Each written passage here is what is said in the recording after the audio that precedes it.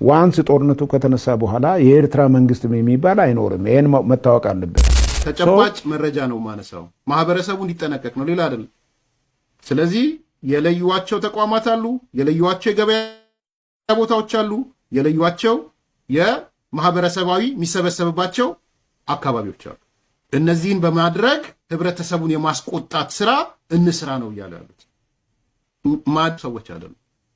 ወደ ኋላ ብትሄዱ በታሪካቸው እንዲህ አይነት ነገር ሲያስደርጉ ነበር። ወደ ኋላ ብትሄዱ ሐውዜን ጥሩ ምሳሌ ነው ለዚህ። ደርግ አይሮፕላን አምጥቶ ሲመታ ከዛ በፊት የተሰሩ የፕሮፓጋንዳና የፖለቲካ ስራዎች ነበሩ። አንዱ በታሪክ ደረጃ የተቀመጠ አንዳንዶቹ በግልጽ የመሰከሩት ነው። ታሪካዊ ዳራውን 40 ዓመት 30 ዓመት ወደ ኋላ 20 ዓመት ብትሄዱ ታሪካዊ ዳራው አለ። አንድ እሱ ነው። ሁለተኛ መንግስት ሆነውም ይህን ሲያደርጉ ነው የከረሙት።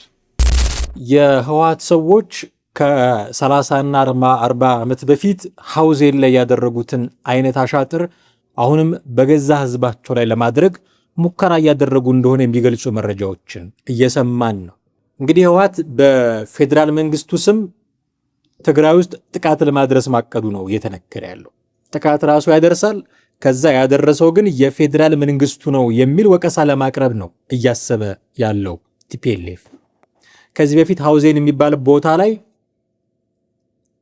ራሱ ጥቁምታ ሰጥቶ ወታደሮች እዚህ ነው ያሉት የሚል አስመስሎ ትምህርት ቤቶች ላይ የደርግ መንግስት ጄቶች ድብደባ እንዲያደርጉ አድርጎ ከፍተኛ ጨፍጨፋ እንዲፈጠር እንዳደረገ ታሪክ የሚያስታውሰው ሀቅ። ያንን ነገር ለመድገም እየሞከረ ነው። ይህንን የሚያደርገው ለምንድን ነው?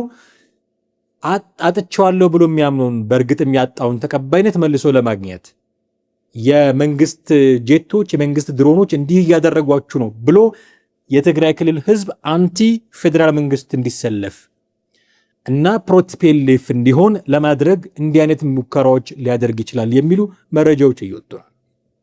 የህወሓት ቡድን የህዝቡን ቁጣ በማነሳሳት ያጣውን የፖለቲካ ተጽዕኖ ለመመለስ መልሶ ለማግኘት የፌዴራል መንግስቱ እንደፈጸመው በማስመሰል በትግራይ ክልል ጥቃት ለማድረስ ከፍተኛ እንቅስቃሴ እያደረገ ነው ብሎ የዘገበው ሆርን ሪቪው የሚባል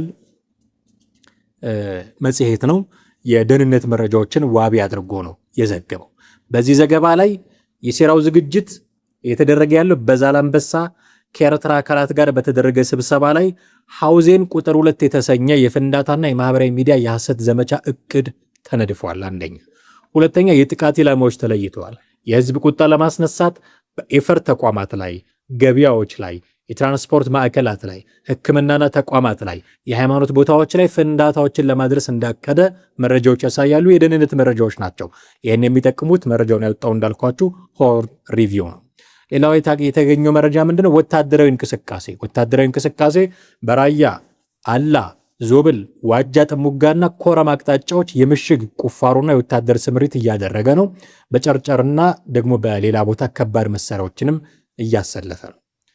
ከዛ ሌላ የተገኘው መረጃ ይሄ የደህንነት መረጃ ምንድነው? የአካባቢ ወቅታዊ ሁኔታ ባላማጣ፣ በኮረም፣ በቆቦና መሆኒ አካባቢዎች የትራንስፖርት እንቅስቃሴ ሙሉ በሙሉ እንዲቆሙ እንዳደረገ ተያያዥ መረጃዎች ከደህንነት በኩል ወጥቷል ብሎ ሆርን ሪቪው ነው የዘገበው። ስለዚህ ቲፒኤልኤፍ መንግስት እንዲህ ያደረገ ብሎ ጅምላ ፍጅቶችን ፈጽሞ ያጣውን ተቀባይነት መልሶ ለማግኘት ሙከራ እያደረገ ነው። ይህንንም ሙከራ እያደረገ ያለው በህዝቡ ኤክስፔንስ፣ ህዝቡ፣ ወጣቱ፣ ነዋሪው እያለ እንዲያልቅ በማድረግ ነው። ስለዚህ ጥንቃቄ አድርጎ የሚል መልእክት ነው። ግን በዚህ ብቻ አያበቃም። ይሄ ከሆነ ጦርነት የመጀመሩ እድል ሰፊ ነው። ጦርነት የሚጀመር ከሆነ ደግሞ በቅርቡ ወደ ሚዲያ ብቅ ያሉት ኢትዮጵያን በኬንያ የሚወክሉት ጄኔራሉ አምባሳደር ባጫ ደበሌ ኢትዮጵያ ይሄ ጦርነት ውስጥ ከገባች ኤርትራን እንደማትምራት ከዚህ ወደዚህ የሚባል የውጊያ ድንበር እንደሌለ በተደጋጋሚ ሲናገሩ ነበር። ሙሉን እስክንሰማ መጠበቅ ቢያስፈልግም ግን ከወሰርናቸው ከሰማናቸው ቪዲዮዎች የምንረዳው እሱን ነው። የኤርትራ መንግስት ያበቃለታል ብለው ሲናገሩ ነበር። የኤርትራ መንግስት አይኖርም ኤርትራ ውስጥ እያሉ ሲናገሩ ነበረ። ዋንስ ጦርነቱ ከተነሳ በኋላ የኤርትራ መንግስት የሚባል አይኖርም። ይሄን መታወቅ አለበት። ይሄ ነገር ኢትዮጵያን ይጠቅማታል ወይስ ይጎዳታል? ሌላ የክርክር ርዕስ ሆኖ አሁን ብቅ ብሏል። ኢትዮጵያ ቲፒኤልኤፍ የሚጀምር ፋኖም ማንም የሚጀምር ጦርነትን ኤርትራ ላኪ ስለሆነች ገብቼ እርምጃ ወስዳለሁ የምትል ከሆነ በዚህ እርምጃ ውስጥ መንግስት መቀየር የሚባል ተልእኮ ካለ ሚሽን ካለ ወታደሩ የሚሰጠው ተልእኮ አንዱ የኢሳያስ አፈወርቂን መንግስት ቀይሮ መምጣት የሚባል ከሆነ ይጠቅማታል ወይንስ ይጎዳታል የሚል ጥያቄ አሁን ይነሳል። ኢትዮጵያ ይጠቅማታል ወይ? በእርግጥ አስመራ ድረስ ሄዶ ይህ አሁን ያለውን መንግስት አስወግዶ መምጣት ለኢትዮጵያ የሚሰጣቸው ጥቅሞች እኮ አሉ። ለምሳሌ ቀይ ባህርን ማግኘት እንችላለን፣ አክሰስ ማድረግ እንችላለን።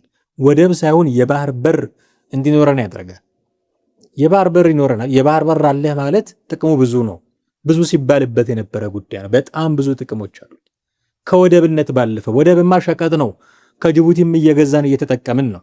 ካስፈለገ ከኬንያም ልትገዛ ትችላለህ። ምንፈልገው ግን የባህር በር ነው። የባህር በር ያስፈልገናል። ቁጥጥር ያስፈልገናል። ቀይ ባህር ላይ ጠላቶቻችን በምድር ተዋጊ በአየር ተምዘግዛጊ ብቻ ላይሆኑ ይችላሉ፣ በባህር የሚመጡም ሊሆኑ ይችላሉ። እዛ አካባቢ ቁጥጥር ያስፈልገናል። አንድ ሁለተኛ ወደ ኢትዮጵያ የሚገቡ የኢንተርኔት ኬብሎችን እነከሌ ይቆጣጠሯቸዋል። ላይክ ሱዳን የራሳችን የባህር በር ቢኖርን በዛ በኩል ማግኘት ዘርፈ ብዙ ጥቅም አለው። የባህር በር ሲኖርህ ዘርፈ ብዙ ጥቅም።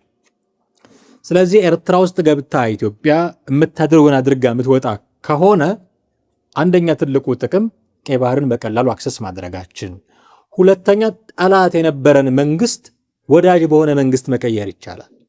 እኔ አሁን ኤርትራን መቀላቀል አለመቀላቀል የሚለው የህዝብ ጉዳይ ነው የሚሆነው። እንቀላቀል አንቀላቀል ስለሚሉ እነሱ ይወስኑ። ግን ሚሽኑ ኦፕሬሽኑ መንግስት ቀይሮ መውጣት ከሆነ ጠላት የሆነ መንግስት ወዳጅ በሆነ መንግስት ቀይሮ መውጣት እድል ይሰጣል። ስለዚህ ከኤርትራ ጋር የሚመጣብህ ስጋት ላይኖር ይችላል። ወዳጅ መንግስት ሊኖር ይችላል። ኢንፋክት በሩቁ የምትቆጣጠረው መንግስትም ሊሆን ይችላል። እንዲህ አይነት አድቫንቴጆች ይሰጣል። ሌላው ትልቁ አድቫንቴጅ አስመራ ቁጭ ብሎ የትግራይና የአማራ ጫካዎች ውስጥ ክሊክ ያለው መንግስት አይኖርም ማለት ነው። ከአስመራ ሆኖ የሚያዛቸው የርቀት ጦርነት የሚያደርግባቸው ክሊኮች አይኖሩትም። ቲፒኤልኤፍን የሚደግፍ ፋኖን የሚደግፍ ኢንፋክት ኦላንም የሚደግፍ የኤርትራ መንግስት አይኖርም ማለት ነው ቀይረ የምትወጣ ከሆነ። ስለዚህ ዘርፈ ብዙ ጥቅሞች አሉት። ነገር ግን እነዚህን ጥቅሞች ይሰጠኛልና ገብቼ ኢሳያስን ቀይሬ እወጣለሁ ማለት ዲስአድቫንቴጅስ የለውም ወይ የሚለውም ደግሞ መታየት አለበት። እኛ ሚዲያ ላይ እንደሚሰራ ሰው እንዲህ አድቫንቴጆች አሉት፣ ይሄ ደግሞ ዲስአድቫንቴጅ ነው ብሎ ማቅረብ ነው የሚጠበቀው። ይሄንን አይቶ አመዛዝኖ የሚመለከተው አካል የሚወስነውን ደግሞ መወሰን የሱ ድርሻ ነው የሚሆነው። ግን እንዲህ አይነት ጥቅሞች ያሉት እንዲህ አይነት ዲስአድቫንቴጆች አሉት የሚል ግን መነሳት አለበት። ስለዚህ ቀይ ባህርን አክሰስ ለማድረግ ወዳጅ መንግስት ለመፍጠር ታጣቂዎች በኢትዮጵያ ውስጥ በዘላቂነት እንዲኖሩ ለማድረግ ቢጠቅመንም እንኳን ቅሉ የኢትዮጵያ መንግስት የኤርትራ ውስጥ ወታደራዊ ጣልቃ ገብነት አድርጎ ፕሬዝዳንት ኢሳያስ አፈወርቂን አስተዳደራቸውን ገልብጦ የሚወስደው እርምጃ ካለ በርካታ በጣም ውስብስብ ፖለቲካዊ፣ ወታደራዊ፣ ኢኮኖሚያዊ፣ ህጋዊ መዘዞችም ደግሞ ጭምር አሉት። እነሱን እንዴት አንድ ልናደርጋለን የሚል ዝግጁነት ደግሞ ያስፈልጋል። አሁን ጀነራል ባጫ ደበሌ እንዳሉት በቃ መንግስት አይኖርም ኤርትራ ውስጥ እንዳሉት ብቻ ቀለል ተደርጎ የሚታለፍ አይደለም። በርካታ ውስብስብ ነገሮችን ያመጣል። አንደኛው ትልቁ ችግር ምንድነው የሚሆነው? ወታደራዊና የደህንነት ስጋቶች ናቸው። የረጅም ጊዜ የሽምቅ ውጊያ ሊያጋጥመው ይችላል ብለው ይሰጋሉ ተንታኞች።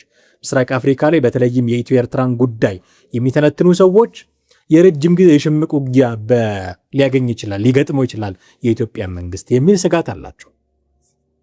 በኤርትራ ውስጥ የመንግስት ቅያሬ ወይንም ሪጅም ቼንጅ የሚደረግ ከሆነ ይህንን ደግሞ በኃይል ለማምጣትም የሚሞከር ከሆነ የቀጠናው አለመረጋጋት መባባሱ ብቻ ሳይሆን ኤርትራ ውስጥ የመንግስት መዋቅር ቢፈርስ በምትኩ የተረጋጋ አስተዳደር መመስረት አስቸጋሪ ነው የሚሆነው።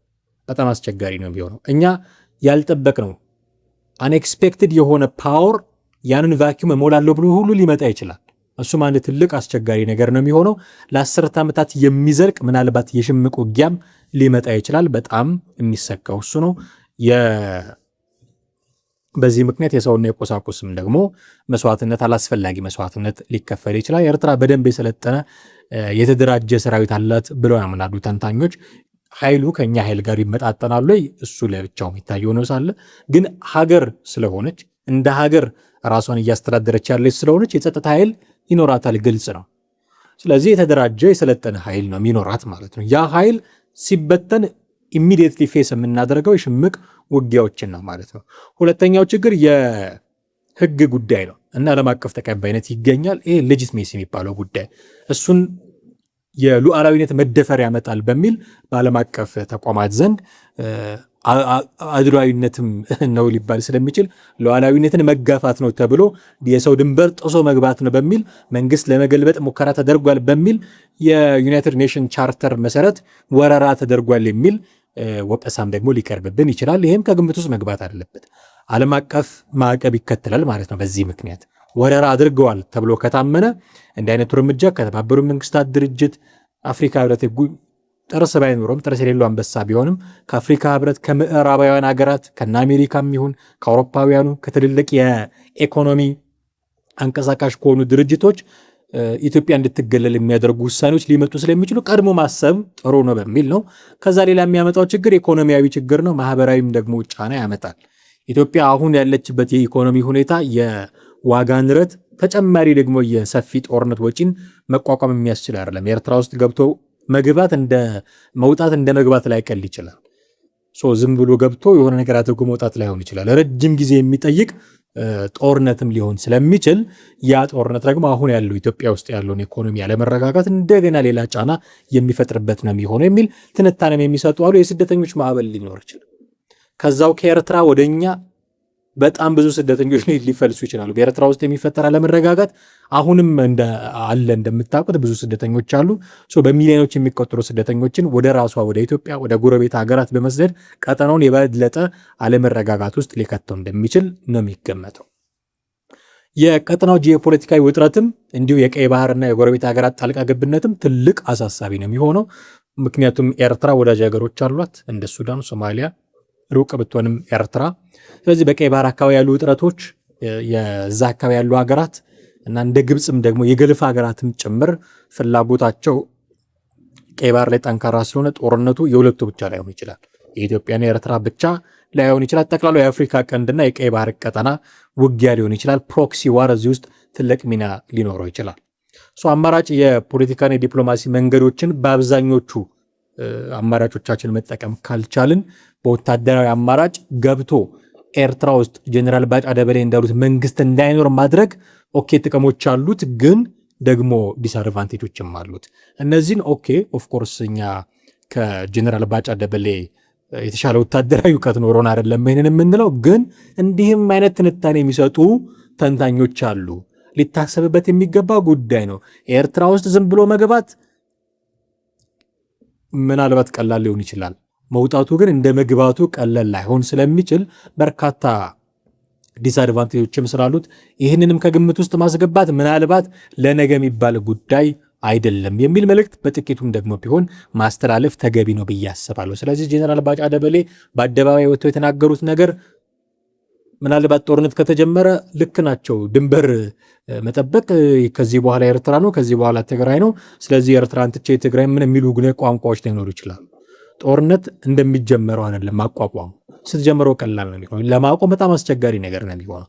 ስለዚህ ጉዳዮችን በተቻለ አቅም በሰላም በንግግር ለመፍታት የሚደረጉ ጥረቶች መቀጠል አለባቸው። ካልሆነ ግን ኢትዮጵያ ይህንን ጦርነት ለማድረግ የምትገደድ ከሆነ ጥንቃቄው በዛ ልክ ማየል አለበት። እስከምን ድረስ ነው የምዋጋው?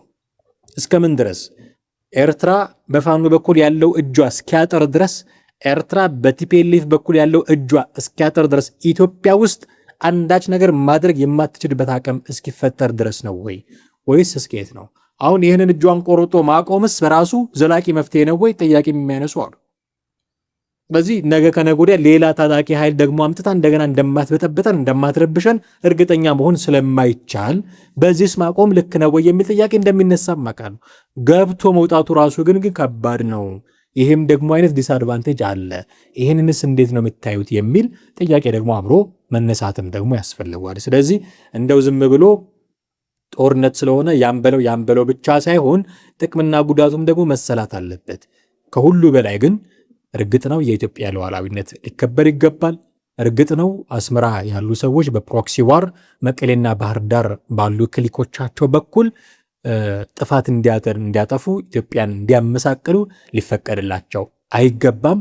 በጣም ትክክለኛ ሐሳብ ነው። ግን እስከምን ድረስ ነው የምንዘልቀው?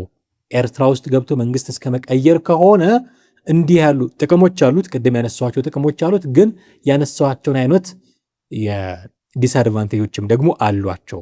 ኢትዮጵያ የራሷን የውስጥ አንድነት የኢኮኖሚ እድገት በማሳደግ አንድነቷን በማጠንከር ኤርትራ ልትከላከል ስለምትችል ውስጥ ገብቶ ኢሳያስ አፈወርቂን መገልበጥ ዛት ማች ነሰሰሪ ላይሆን ይችላል የሚል ትንታኔ የሚሰጡ ሰዎች ስላሉ በኃይል መንግስት የመገልበጥ ውሳኔው ምናልባት ለአጭር ጊዜ የአሸናፊነት መንፈስ ሊያጎናጽፍ ቢችልም የረጅም ጊዜ መዘዙ ግን ከባድ ስለሆነ እንደው ቢታሰብበት የሚል ምክረ ሐሳብ የሚሰጡ ተንታኞች ስላሉ እሱንም እንደ ወደ መድረኩ ለማምጣት ተመልካቾቻችንም ከዚህ አንጻር እናንተም ሐሳቦቻችሁ ልታጋሩን ትችላላችሁ። የትኛው አማራጭ ነው የሚያዋጣት ኢትዮጵያን የሚለውን ልታጋሩን ስለምትችሉ ከዚህም አንጻር ደግሞ ቢታይ መልካም ነው የሚለውን እሳቤ ትንሽ ለማንጸባረቅ ነበረ ይህን ፕሮግራም ያዘጋጀ።